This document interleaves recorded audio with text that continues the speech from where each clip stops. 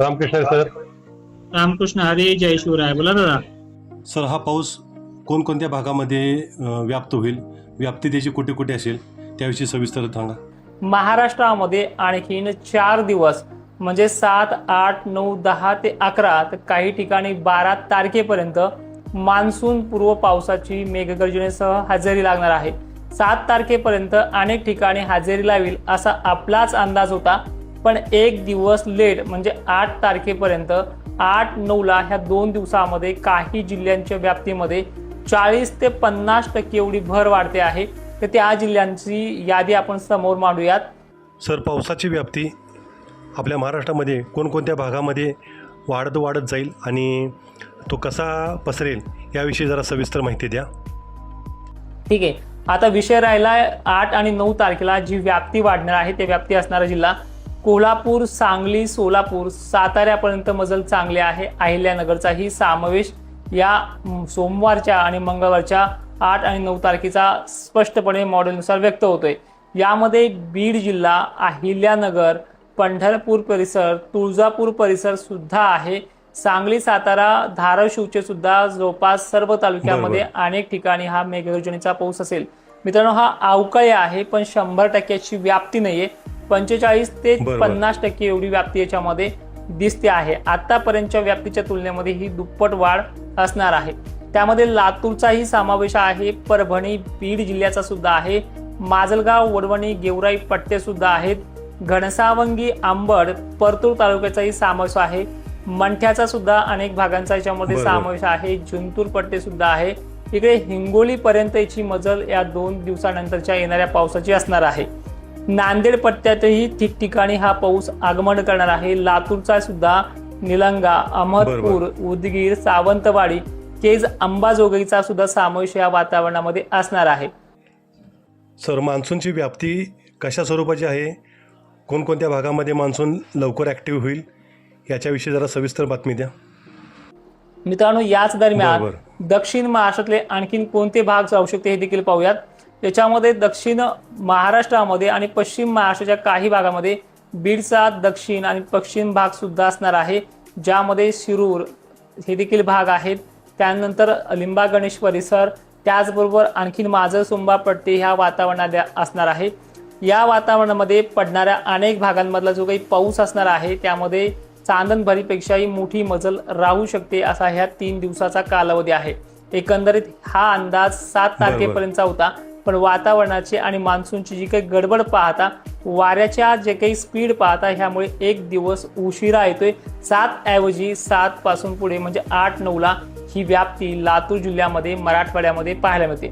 जालन्याचाही दक्षिण भागाचा समावेश मॉडेलनुसार व्यक्त होतोय, पण उत्तरेकडील देखील भागांना 11 तारखेपर्यंत दिलासा मिळेल, ज्यामध्ये भोकरदन, जाफराबाद, मौताळा, मलकापूर पट्ट्यांचा सुद्धा समावेश आहे. म्हणजे एकंदरीत हे थांबलेलं चित्र नाहीये, हे चालतच जाईल अशी पद्धत आहे.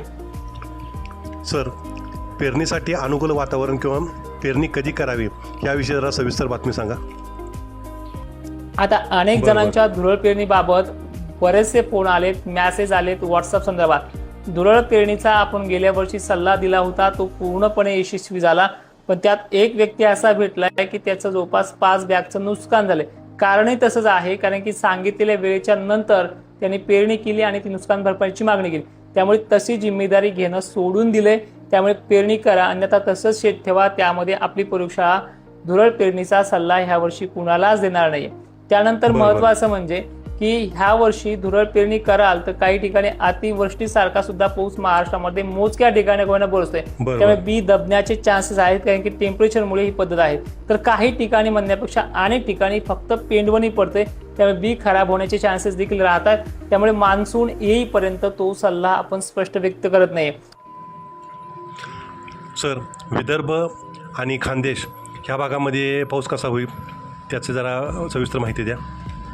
आता वळूयात विदर्भामध्ये मागील बऱ्याच दिवसापासून पाऊस काही ठिकाणी पडतो, काही ठिकाणी अजिबात घेत नाहीये अशी पद्धत आहे. त्यामध्ये खानदेशचा पण समावेश आहे.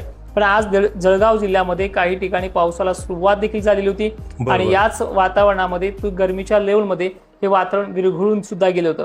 पण ही परिस्थिती सुधारणार आहे, आणखीन काही कालावधी आहे. पेरणीच्या ज्या त्या तारखा आहेत 15-16 पासून वातावरण जे काही सक्रिय होणार आहे त्या तारखेपासूनच पुढे पेरण्या स्टार्टअप होतील. आणि तुम्हाला मागच्या ज्या काही अपडेटमध्ये जवळपास 8 दिवस झाले त्या अपडेटमध्ये सांगितल्याप्रमाणे आणि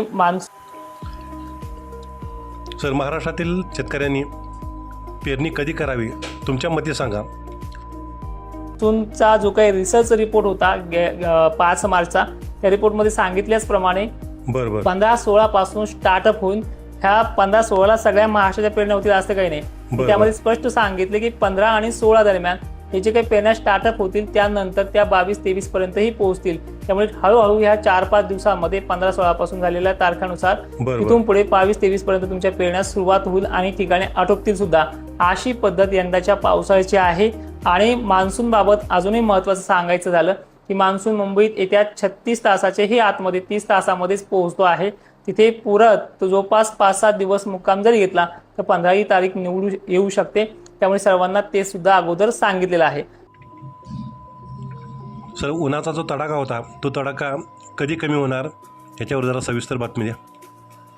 आता सध्या जी परिस्थिती आहे गरमीच्या लेवलचा आणि उष्णतेचं वातावरण किती दिवस राहील. महाराष्ट्रामध्ये सध्या जी काही मान्सून पूर्व पाऊस आहे, मान्सूनच्या पावसामध्ये हे टेम्परेचर कमी होत असतं. त्यासाठी अजूनही 5-7 दिवसाचा कालावधी बाकी आहे. कमीत कमी 12 तारखेपर्यंत किंवा 13 तारखेपर्यंत टेम्परेचर कमी होईल अशी शक्यता नाहीये. मात्र उन्हाळ्याच्या टेम्परेचरच्या तुलनेमध्ये 3% ते 4% जी काही कमतरता सांगितली ती अनेक भागांमध्ये पाहायला मिळते. खानदेशचं आणि विदर्भाचं तापमान 12 ते 13 तारखेनंतर कमी होईल. मराठवाड्याचं आणि दक्षिण महाराष्ट्र तापमान सुद्धा 11-12 तारखेलाच कमी होईल.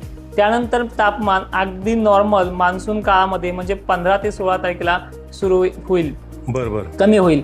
आणि विशेषतः हे जे काही 8-9 तारखेचा जोर जो सांगतोय तो दक्षिण महाराष्ट्र मराठवाड्यापुरता चांगला असेल.